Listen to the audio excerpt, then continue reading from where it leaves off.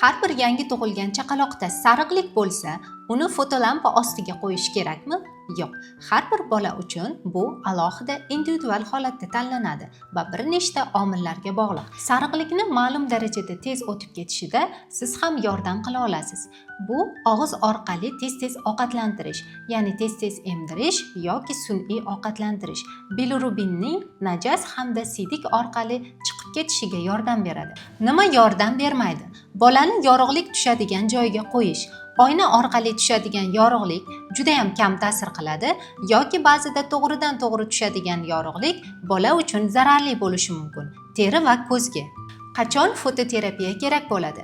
Agar bolada bilirubin xavfli darajada bo'lsa va ayniqsa xavf guruhidagi bolalarda bunday holatda fototerapiya bola miyasini himoya qiladi hamda turli xildagi asoratlarning oldini olishga yordam beradi.